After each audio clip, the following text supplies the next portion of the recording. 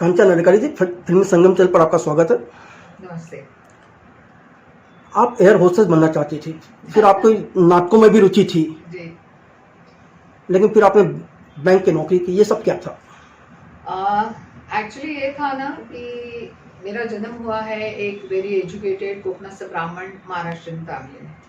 सो हमारे घर में ज़्यादा इम्पोर्टेंस रहता था फॉर द एजुकेशन और एक नॉर्मल ज़िंदगी, यानी कि मेरे पेरेंट्स ये चाहते थे कि इसको पढ़ाया लिखाया जाए, इसे ग्रेजुएट किया जाए और उसके बाद में इसे एक बहुत अच्छे से घर में इसकी शादी हो, नेचुरली जहाँ पर कि हर चीज़ मौजूद हो, एक अमीर घर में इसकी शादी हो और बस इसकी घर गृहस्थी बसे, 2-4 बच्चे हो जाए और फिर अच्छा उसका जीवन कटे। बट उन्होंने कभी ये नहीं सोचा था कि मैं क्या सोच रही हूँ, मुझे क्या चाहिए। बट रोका भी नहीं, मतलब लाइक मेरे पेरेंट्स वैसे बहुत फॉरवर्ड थिंकिंग के थे, ऐसे मैं कहूँगी। बट आप सोचिए 35-40 साल पहले, सो इस तरीके का माहौल इतना नहीं था। सो ड्रामेटिक्स में मैं इंटरेस्ट रखती थी, मुझे एयर होस्टेस भी बनना था। एयर होस्टेस के लिए वैसे जाके मैंने एक बार इंटरव्यू भी दिया था, बट आई डोंट नो, वो कुछ एप्टीट्यूड टेस्ट होता है, तो शायद उसमें मैं उसमें मेरा पत्ता कट हो गया था। बट कोई बात नहीं, I was very much inclined with drama. तभी मराठी ड्रामा, आज भी आप देखो तो मराठी कल्चर में मराठी ड्रामा बहुत हाईएस्ट लेवल का माना जाता है, जहाँ से बहुत अच्छे अच्छे लोग आए हैं। रीमा लागू हो, नाना पाटेकर हो, या विजया मेहता जी हो, विजय तेंदुलकर जी हो, so Rohini Hattangadi, Jaydev Hattangadi, Sulabha Deshpande, Arvind Deshpande, name it, there are so many like. So मैंने एक वो उनका वर्कशॉप होता था, तभी जस्ट एनएसडी करके आए थे जयदेव अट्टंगडी और रोहिणी अट्टंगडी, और आविष्कार ग्रुप था, जैसे कि अरविंद देशपांडे, सुलभा देशपांडे, विजय तेंदुलकर। सो एक बहुत अच्छा ग्रुप था जहाँ पर कि मैंने वर्कशॉप किया था। उसके बाद में जयदेव अट्टंगडी जी ने मीडिया करके एक प्ले बिठाया था, जहाँ पर रोहिणी अट्टंगडी का मेन रोल था और हम लोग सब लोग उसमें थे। It was like in the group. Then there तभी ना माहौल इतना अच्छा होता था ना कि हमें क्या रोल मिल रहा है, क्या मिल रहा है, उसके ऊपर हमारा कभी ध्यान ही नहीं जाता था। ऐसा लगता था कि चलो जो रोल है उसकी लेंथ कितनी है, उसमें मुझे क्या मिलने वाला है, पैसा क्या आएगा, ये इतनी अकल ही नहीं थी। ऐसे कुछ हम देखते ही नहीं थे। हाँ, रोज जाने का, शाम को जाने का, बस एक ड्रामेटिक एक्टिविटी होती थी। किसी ने बोला हाँ चलो उठो, चलो इम्प्रोवाइज करो। So you know it was a wonderful एक जर्नी यू कैन से। और मुझे वो बहुत अच्छा लगा। एंड उसके बाद में महाराष्ट्र स्टेट के ड्रामेटिक्स के अवार्ड्स होते हैं, उसको बहुत बड़ा माना जाता है महाराष्ट्र स्टेट अवार्ड को।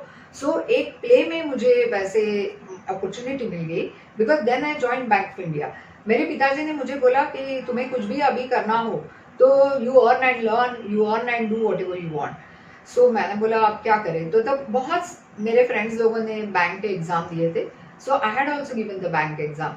हालांकि इंटरव्यू में तो बहुत ही बुरी तरीके से मेरा ये हो गया था और उन्होंने कुछ पॉलिटिकल सवाल पूछे थे। हालांकि अभी मैं पॉलिटिक्स में एकदम अव्वल नंबर हो गई हूँ, बट तभी मुझे इतना इंटरेस्ट नहीं था। तो मैंने उनको बोला कि आप मेरे को बैंक जॉब दे रहे हो, उसमें मुझे इतने पॉलिटिकल सवाल क्यों कर रहे हो? तो बोले नहीं नहीं ऐसा नहीं, लेकिन आपको थोड़ा बहुत तो नॉलेज होना ही चाहिए। सो मैंने कहा ठीक है, मैं रख लूंगी नॉलेज। तो मुझे लगा अभी मुझे कुछ ये लेने वाले हैं नहीं, but somehow they passed me in the interview. So ऐसे हुआ कि मुझे पैसों की ज़रूरत थी, टू बी वेरी फ्रैंक, इसलिए मैंने बैंक ज्वाइन कर दिया। जैसे मैं बैंक में गई, 6 मंथ्स का हमें प्रोबेशन था, तो और उसमें विद इन 3rd और 4th मंथ हमारी बैंक की एंट्री एक मतलब गई थी महाराष्ट्र स्टेट अवार्ड के लिए, और उसमें मुझे काम करने के लिए बुलाया गया। So it was like all destine type of a thing, और मैंने उसमें काम किया और मुझे बेस्ट एक्ट्रेस अवार्ड मिला। सो मेरा नाम बहुत अच्छे अक्षरों में बड़े बोर्ड पर लिखा गया बैंक ऑफ इंडिया में। एंड उसके बाद से मुझे पहला प्रोफेशनल प्ले मिला, जहाँ पर भक्ति बर्वे, दिलीप प्रभावळकर, आत्माराम मेंढे, माधव वाटवे, बहुत अच्छी एक स्टारकास्ट वाला एक ग्रुप था जिसके हमने 300 शोज किए। और तभी भक्ति मुझे बोली कि तू दिखने में अच्छी है, तू क्यों नहीं आती है मुंबई दूरदर्शन पे एज अनाउंसर, तुम वहाँ स्क्रीन टेस्ट दे दो। सो वो लेके गई थी हालांकि मुझे। बहुत अच्छे थे रिलेशन में। और तभी भक्ति बर्वे और शफी भाई का कुछ कुछ चलने लग गया था। सो मेरा प्ले देखने के लिए वो लोग आए थे। सो मुझे है ना एक में से एक काम मिलते गया। सो that's how I got the opportunity in ये जो जिंदगी। फिर ये जो जिंदगी किया, फिर बनते बिगड़ते किया जिसमें परेश रावल, रीटा बहादुरी, अजीत वाचानी थे। उसके बाद में मैंने तितलियां किया, ये नादिरा जी के ग्रुप का। फिर और भी है राहें किया, सरिता सेठी जी थी उसकी प्रोड्यूसर जो मुंबई दूरदर्शन से ही थी लाइक। तो दैट्स हाउ आई गॉट। और फिर मुझे चाणक्य सीरियल मिली थी चंद्र प्रकाश द्विवेदी की। इसमें मेरा कंटिन्यूअस रोल था, वन ऑफ द 3 लीड्स में मेरा रोल था। तो मैंने वो साइन भी किया था बाकायदा। बट होता है ना जहाँ जो लिखा होता है। तभी मार्कंड जी से मुलाकात हो गई और मैंने शादी करने का निर्णय ले लिया। उसके बाद से मैंने उनको जाके उस वक्त जो भी छोटे मोटे पैसे मिले थे, मतलब साइनिंग अमाउंट, मैंने उनको जाके वापस किए थे वो। So that's how it happened. Then बहुत मतलब मेरे साथ ये हुआ था, मुझे कोई गॉडफादर गॉड मदर कोई नहीं था। सो मैंने एक ही तय किया था कि भाई मैं जो भी काम कर रही हूँ, जैसे मैंने कहा कि मेरा रोल कितना लंबा है, मेरा रोल कितना क्या है वो नहीं, मुझे अगर छोटा सा भी रोल मिले तो उसमें मैं क्या और अच्छे से कर सकती हूँ, या अगर रेगुलर बेस से ये रोल ऐसे किया जा सकता है तो मैं अलग कैसे कर लूँ, ये एक सोच के मैंने किया था। एंड दैट्स हाउ, हालांकि मैं दिनेश ठाकुर ग्रुप में, अंक ग्रुप उनका था, उसमें मैंने सपने, आपस की बात, कछुआ खरगोश, ये 3 प्लेस भी किए। सो दैट्स हाउ मेरा जर्नी ऐसे जा रहा था। और मुझे राजश्री प्रोडक्शन से भी उसके बाद में काम आया था, किरण शांताराम जी के पिक्चर में मैंने काम किया था। फिर बाबा कदम थे चांदीवली स्टूडियो के ओनर, और उन्होंने एक पिक्चर की थी मराठी, और जो डायरेक्ट की थी अरविंद लाड, जिन्होंने मैंने प्यार किया की सिनेमाटोग्राफी की थी। सो दैट्स हाउ आई गॉट एक फिल्म मैंने दादा कोंडके साहब के साथ भी की है, अब कौन सी क्या मुझे याद नहीं है, but we are shot in Hyderabad. Shakti Kapoor थे उसमें, फिर और कोई साउथ की एक हीरोइन थी, और ऐसा कुछ वो था। बट आपको पता है दादा कोंडके जी की फिल्में तो double meaning but after all he is king यार, कुछ भी बोलो। आपने बहुत थिएटर के, आपने बताया कि मराठी थिएटर की क्या स्थिति है, लेकिन हिंदी थिएटर की स्थिति वैसी क्यों नहीं बन पाई?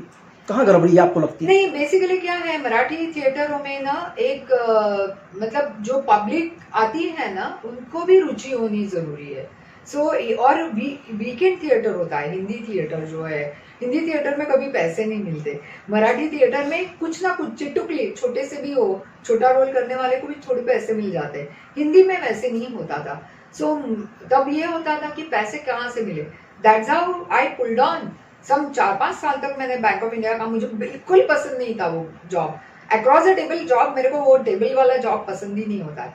बट तो पैसे मिलते थे तो मैंने कर लिया था कि भाई चलो। एंड मुंबई दूरदर्शन से हमें पैसे बहुत कम मिलते थे, और ऊपर से चेक्स निकल आते थे हमारे 1-1, 2-2 साल के बाद। सो उसके लिए करना पड़ा। नाटकों में काम करना था, फिर आप फिल्मों की तरफ कैसे झुक गई? हाँ, एक्चुअली मैंने कभी फिल्म के लिए सोचा भी नहीं था। बट ये हो गया कि मेरी शादी हो गई, शादी होने के बाद 1 साल में मुझे बच्चा हो गया। सो उसके बाद से मैंने मार्कंड को बोला, because he never wanted me to come in front of camera. हालांकि मैंने ऐसा कोई प्रॉमिस नहीं दिया था, बट आपको तो पता है उस वक्त सब ऐसे ही चलता था कि अब शादी हो गई अब छोड़ दो। सो बोला कि तुम कौन सी ऐसी बड़ी हीरोइन हो, देखो नीतू सिंह जी ने भी इतना अपना करियर छोड़ा, तो तुम्हें क्या। अब मैंने बोला उनको छोड़ना होगा, मुझे नहीं छोड़ना है, तो मैं क्या करूँ। But then too I said it's okay. मैंने बोला कि फिर मैं लिखती थी, मैंने काफी सारे कमांडर के लिए कहानियां, वो तो मैं डर डर के गई थी, पता है, डर डर के बताता है कि कुछ है मेरे दिमाग में। तो उन्होंने ऐसे देख के बोला था लिख के लाओ, एक पेपर पे लिखो क्या तुम्हें है वो, ऐसे मैं नहीं सुनूंगा। तो मैंने कहा अच्छा ठीक है, अपॉर्चुनिटी तो मिल रही है। फिर मैंने लिखा, बोला थॉट अच्छा है, तो मैंने कहा ठीक है ना, मेरा थॉट ऐसे, यू वोंट बिलीव, मेरा नाम भी कभी नहीं लिया गया। श्रीमान श्रीमती में अशोक पटोले साहब वो लिखते थे, मैंने, हालांकि श्रीमान श्रीमती सीरियल मेरी वजह से बनी है, बिकॉज देखनी बायको दुसऱ्याची करके मराठी प्ले था जो मैं देखने गई थी। मैं बहुत, मतलब मेरा छोटा बच्चा था तो भी मैं मेरे ससुरे को बुला लेती थी। और मैं ये कहना चाहूंगी यहाँ पर कि मेरे ससुरे नवनीत लाल अधिकारी वो सिनेमाटोग्राफर थे, उन्होंने मीना कुमारी जी की फिल्में शूट की है। सो या he was a big cinematographer. But उस जमाने में पैसे नहीं मिलते थे, और टेक्नीशियन को तो आपको पता है, अभी तो टेक्नीशियन के खुद इतनी गाड़ियां हैं, बट तभी का जमाना वो था। फिर ये 4 लोग थे, मतलब 3 भाई 1 बहन, सो उस जमाने में इसीलिए आप देखिए मार्कंड जी हमेशा ये बोलते थे कि जब भी चेक्स हम कभी भी अधिकारियों के उधर इधर से किसी को चेक नहीं मिला वैसे नहीं होता है, एंड सबसे पहले वो टेक्नीशियन के चेक निकालते हैं। बहुत जरूरी है। हाँ, क्योंकि उन्होंने वो सब सारी चीजें सहन की है, वो देखी है उन्होंने कि भाई टेक्नीशियन को कितना, एक तो पेमेंट नहीं, फिर ऊपर से चेक्स नहीं निकालने का, उसमें तो कोई बात नहीं, मतलब उसका भी पूरा उसका खून ही, मतलब खून में ही वो बह रहा है, फिल्म से आया हुआ पैसा ही बह रहा है, you can see. So that's how it was. हालांकि मैंने बाड़ा से बाप ब्रह्मचारी किरण शांताराम जी की जो फिल्म थी वो भी मैंने मार्कंड के मिली थी, उसके बाद भी मेरी शूटिंग थी, उसमें मेरा हीरो था सुशांत रे।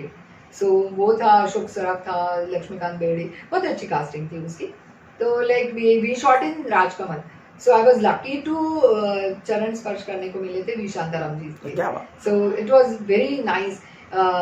इवन संध्या जी को हमने देखा हुआ था लाइक उस जमाने में। So like these are all the things which क्या है ना, एक बहुत खूबसूरत सी मेमोरी बन के रह जाती है ये सब सारी चीजें। सो आपका सवाल था मैं नाटकों से सिनेमा पर कैसे पहुंच गई। जब मेरा पहला प्रोफेशनल प्ले था पड़ा पड़ा विद भक्ति बर्वे, वो देखने के लिए प्रकाश बेंडे और उमा बेंडे वो भी आए हुए थे, तो उन्होंने भी फिल्म लॉन्च की थी अपनी, प्रेमासाठी वाटे थे, तो उसमें उन्होंने मुझे मतलब मेन लीड रोल लिया था, मेरे अगेंस्ट अशोक सराफ थे। तो ये सब मेरा एक्चुअली मेरा मस्त चल रहा था, ऐसे टेक ऑफ ले रहा था करियर। बट उस जमाने में ये होता था ना कि 23 उम्र की हो गई, 24 की हो गई तुम, अब 25वां लगने वाला है तुमको, अब तक तुम शादी नहीं करोगी तो तुम्हारा क्या होगा। सो दैट्स हाउ फिर मैंने बोला चलो ठीक है, एंड मार्कंड जी की मुलाकात हो गई मेरी मुंबई दूरदर्शन में। And to be very frank, पहली मुलाकात हो गई, दूसरी मुलाकात, तीसरे दिन पे मुलाकात भी नहीं, और चौथे दिन पे उन्होंने कहा कि I want to marry you. So मैंने सोचा कि आप घर पे आ जाओ, पहले बता दो। और मुझे एक चीज अच्छी लगी उनमें कि he was very much true to what he was saying, कि शादी, वो हकीकत में शादी करना चाहते थे, ये नहीं कि चलो घुमा लिया और छोड़ दिया। सो मैंने भी थोड़ा रुक रुक के डिसीजन लिया। बट एक चीज मुझे बहुत अच्छी लगी थी उस जमाने में, एक जुनून था पूरा, मतलब ड्रामेटिक्स ये वो, इसको छोड़ के तो मैं नहीं जाऊंगी। हालांकि मैंने बहुत सारे रिश्तों को मना किया था, सो मेरे पेरेंट्स बहुत चिंतित होते थे कि भाई ये तो सबको ना बोलती जा रही है, but I was thinking that मैं इस लाइन से जुड़ना चाहती हूँ, इसको छोड़ के मुझे नहीं जाना है, and I never wanted to leave Mumbai. So मैंने बोला कि नहीं, और वो चीज़ इसमें मुझे दिखाई दी कि चलो नहीं, ये भी निर्माता है, कुछ ना कुछ तो होगा आगे जाके। तो दैट्स हाउ फिर मैंने, मतलब वो वहाँ पर मेरी करियर थोड़ी स्टॉप हो गई। हालांकि एक चीज़ ऐसी हुई थी कि मेरे फादर के जो दोस्त है वो हाथ बहुत अच्छा देखते, पामिस्ट्री वो जानते हैं, तो मेरा बच्चा तभी बहुत छोटा था, तो उन्होंने, मैंने बोला चलो देखो मेरा हाथ, तो होता है ना ऐसे ही देख लो, तो बोले कांचन तेरे लाइफ में, तेरी इसमें ना करियर लाइन है। काय का करियर, बच्चा इधर खेल रहा है उसको रात रात के उसके नैपी चेंज करो, ये वो मेरी लाइफ है अभी, मेरे इसमें क्या आपको दिखाई दे रही है लाइन। तो बोले कि पता नहीं मुझे क्या होने वाला है, लेकिन होने वाला है तेरा बहुत अच्छा। And somehow the first thing happened is Damini. So Damini तो पहले 13 एपिसोड की होने वाली थी, बाद में जाके वो मुंबई दूरदर्शन से ही ये हुआ कि आप इसको मतलब डेली सोप बनाओ, and that become a major success. Konkani ब्राह्मण परिवार में 30 से 35 साल पहले फिल्म लाइन को, अभिनय को बहुत अच्छा नहीं माना जाता था जी। ऐसे में आपको आने दिया, उसके बाद फिर एक ऐसे प्रोड्यूसर्स के साथ शादी करने के लिए इजाजत कैसे दी? वो इजाजत ऐसे दी कि मार्कंड जी ने आके बोला कि नहीं मैं इससे शादी करना चाहता हूँ, और पटाने में तो वो उस्ताद है, ये पहले से ही उस्ताद है पटाने। तो मेरी माँ ने भी बोला नहीं नहीं नहीं, लड़का बहुत अच्छा है और वो तुमसे प्यार करता है। सो मुझे किसी ने एडवाइस दी थी कि जो तुमसे प्यार करे ना ऐसे लड़के के साथ शादी करो। सो मेरी माँ ने कहा कि नहीं लड़का तो अच्छा लग रहा है तो कर लो शादी। तो मेरे पिताजी ने बोला कि तुम पहले शादी करके देख लो तुम्हारा कितना चलता है, बाद में हम देख लेते हैं क्या।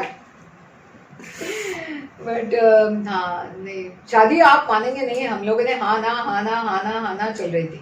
फिर अगले दिन हमने तय किया कि दूसरे दिन शादी करते हैं, and that's how we got married in Markandeshwar मंदिर वर्ली, जहाँ की मार्कंड का नाम भी वहीं पर रखा गया। सो वहाँ के पुजारी जी ने मार्कंड का नाम मार्कंड रखा है, otherwise it's very uncommon name Markand करके।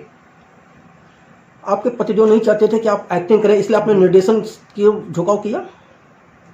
हाँ, मैंने जैसे कहा कि मैं इस लाइन से अलग नहीं होना चाहती थी।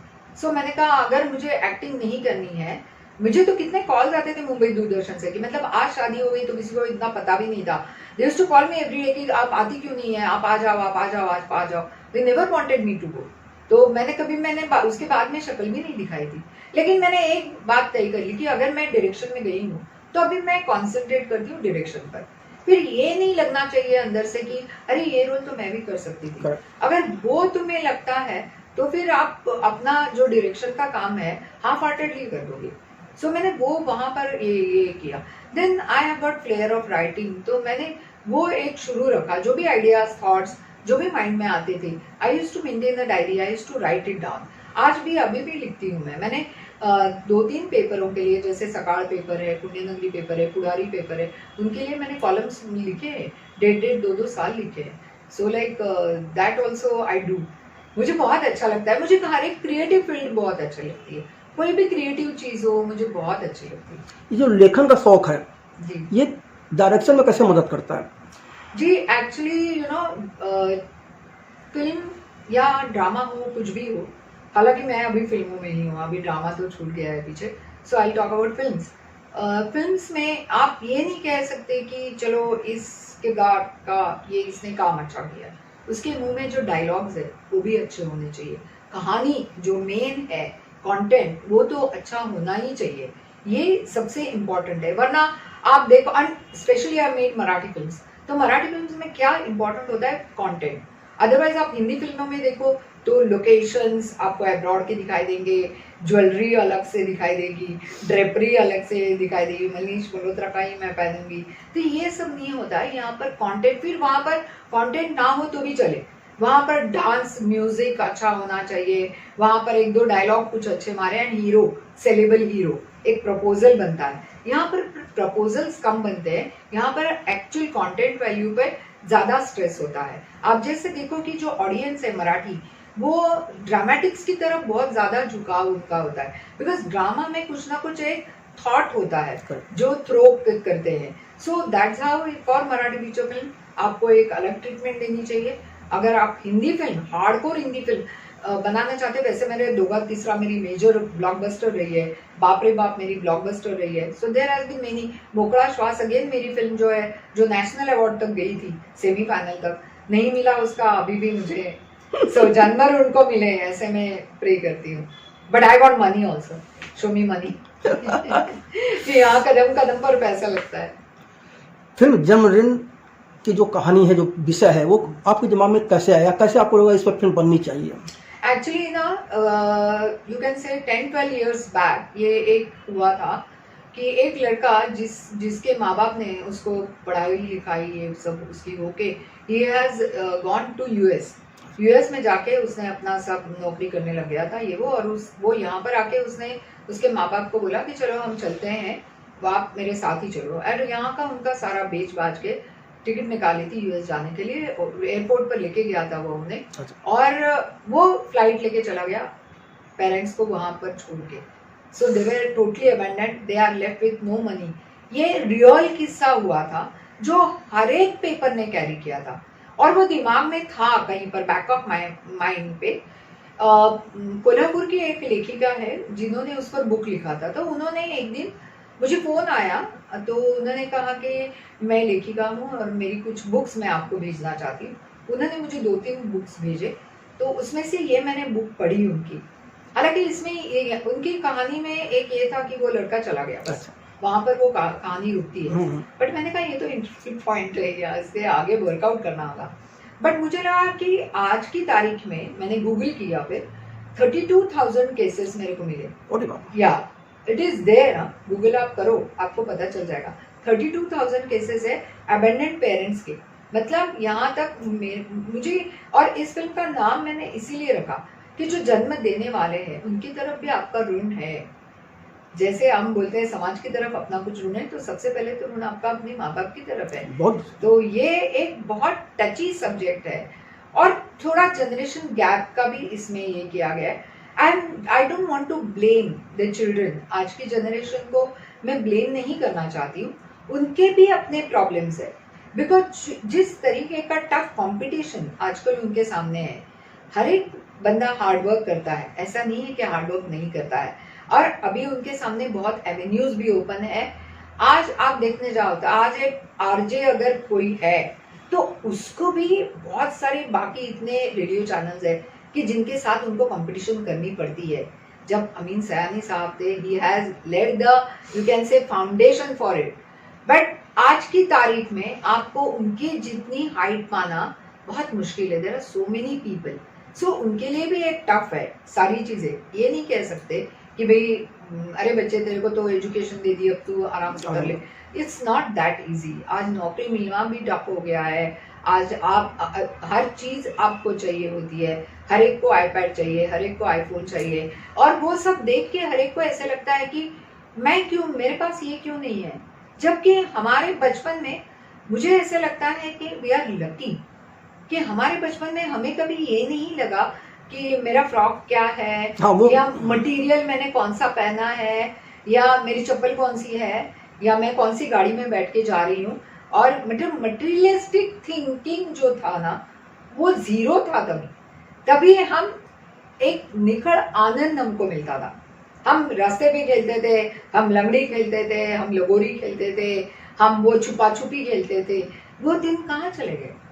आज आप देखो हमारे बच्चे, हम बच्चों को एक स्कूल में लेके जाते हैं, फिर वहां पर से वो लोग उनको एकदम एवरी जाते हैं हमारे भी Gudi Gudi Gudi Gudi, everything is so Gudi Gudi.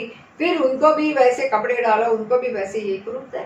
मेरे क्यों लगता है कि वो जो एक मिट्टी वाली चीज थी ना, जो एक असलियत में जो हम मजा करते थे, जो हम खेलते थे, वो आनंद मुझे नहीं दिखाई देता।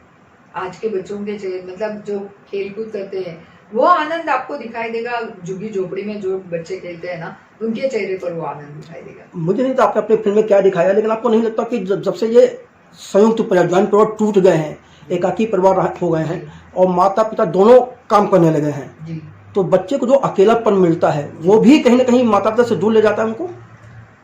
टू सर्टेन एक्सटेंट बच्चा बड़ा होता है तो कभी कभी ऐसे भी बोलता है कि आपने मेरे लिए किया ही क्या है, ये तो सब मैंने मेरे बलबूते पर मुझे मिला है। जबकि अगर वो अच्छे नंबर से, अव्वल नंबर से पास होता है और कोई डिग्री हासिल करता है, कहीं बाहर चला जाता है, तो वो ऐसे जवाब देते हैं कि ये तो मैं, मतलब ये इसमें मेरी काबिलियत भी लगी।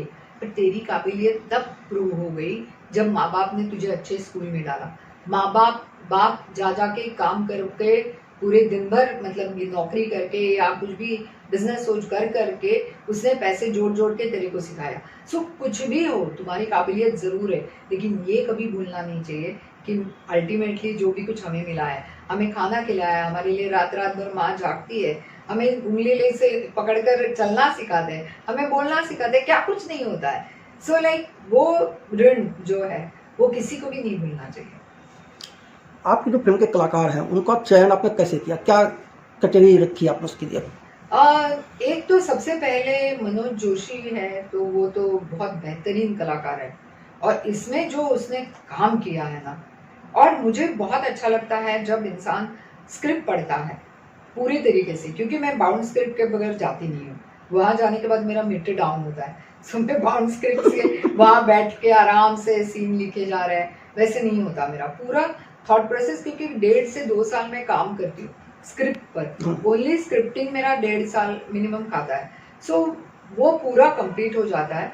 देन इसमें मनोज जी का जो एक उनको फेस आप देखेंगे, उनका जो हेयर, उनका पूरा प्रोस्थेटिक वो करके हमने वो किया है। दैट ही हिमसेल्फ सेड कि Kanchan you leave it on to me, मुझे अमित शाह की तरफ दिखना है।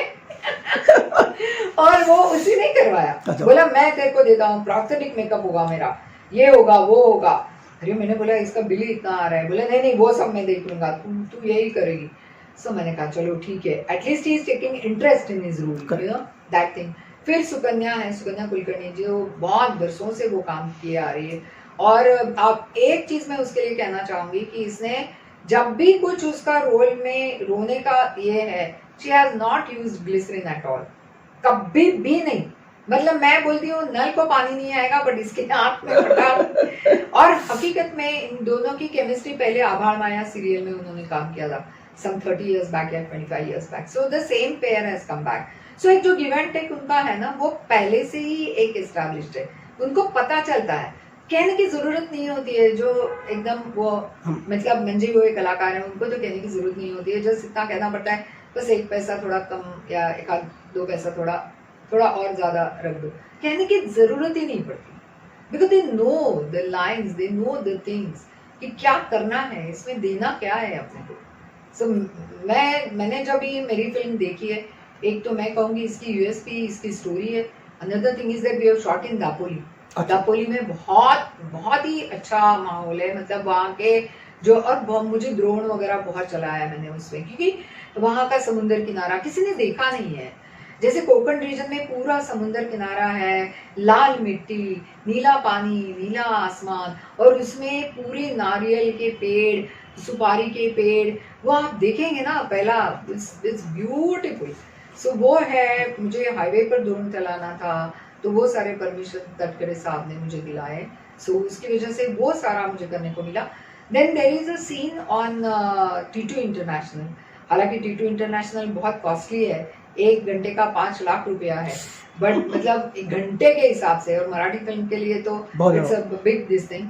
बट फिर भी मैंने ये करके मराठी फिल्म के लिए मैंने बोला आप देख लो, मेरे यहाँ पर कोई सलमान खान सामने नहीं, but they cooperatively they understood the thing. Of course जो था वो पे करना ही था, that process we did and very nice. It's वहाँ पे कलाकार भी बहुत अच्छे थे, महेश ठाकुर वहाँ पर मेरे साथ थे, निहारिका थी, फिर मनोज जोशी, सुकन्या और Tushar. So like you know I do not have to tell them. Mahesh के साथ तो मैं पहले भी काम कर चुकी हूँ, हमने डोली लेके आई है दुल्हनिया, एक सीरियल की थी, 52 एपिसोड्स हमने उसके किए थे। So it's like a good, मतलब एक फोन कॉल एंड बहुत ही अच्छा दोस्त है। सो लाइक कुछ कहने की जरूरत नहीं है किसी को। किसी भी कहानी को जब पर्दे पर डालते हैं तो वहाँ जिस लोकेशन पर हम शूट करते हैं वो कितना मायने रखती है? बहुत मायने रखता है, बहुत ही मायने रखता है, बिकॉज लाइक अभी जैसे मैंने ये कोकण रीजन में शूट किया है, तो आप जाएंगे तो वहां पर आपको बहुत बड़े मकान नहीं मिलते, वैसे छोटे छोटे मकान होते हैं। वहां पर के लोग हैं ना बहुत, मैं क्या कहूँ कि अल्पसंतुष्ट है, मतलब ऐसे नहीं है, उनके पास पैसे बहुत होते हैं, उनके नारियल पोखली के वो बागान जमीनें वो बहुत होता है, but they very simple people, they live very simple way, उनके घर भी बड़े सिंपल होते हैं। सो मैं वहाँ जो था वही मैंने दिखाया है। हालांकि हमने जो घर सिलेक्ट किया था उसके ऊपर वो कौल बोलते हैं ना हम लोग, मिट्टी के वो होते हैं, वो थे नहीं। अच्छा। पर मैंने वो डलवा के लिए, बिकॉज मुझे वो शॉट्स वैसे लेने थे, ड्रोन शॉट्स मुझे चाहिए थे, तो वो पूरा कौलारू घर ऐसे, वो उधर कोकण रीजन में ज्यादा बारिश होती है ना, सो ऐसे घर नहीं होते, छज्जे जो होते हैं ना वो ऐसे होते हैं।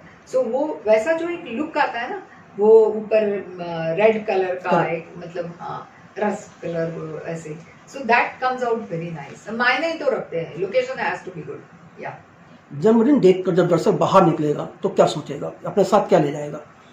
मुझे ऐसे लगता है कि मैंने यहाँ पर यंगस्टर्स को भी जस्टिस देने की कोशिश की है, कि उनके भी प्रॉब्लम्स वो लड़के के थ्रू रखे हैं, कि आज अगर लड़का अब्रॉड जाता है तो सबसे पहले उसको घर देखना पड़ता है, वहाँ जाने के बाद उसको पीजी एकोमोडेशन में रहना पड़ता है, वहाँ पर वो जो उसको जितना भी नौकरी से पैसा मिलता है उससे कहीं मतलब आधे से ज्यादा पैसा उसका रहने में खाने में उसको देना पड़ता है, फिर उसके पास बचता कितना है, फिर वो अपना घर कैसे बनाएगा, क्या करेगा, ये जो उनके अपने प्रॉब्लम्स है वो भी मैंने इस पिक्चर के थ्रू बताई है। So it is now the audience, they have to decide upon कि भाई कौन सही कौन क्या।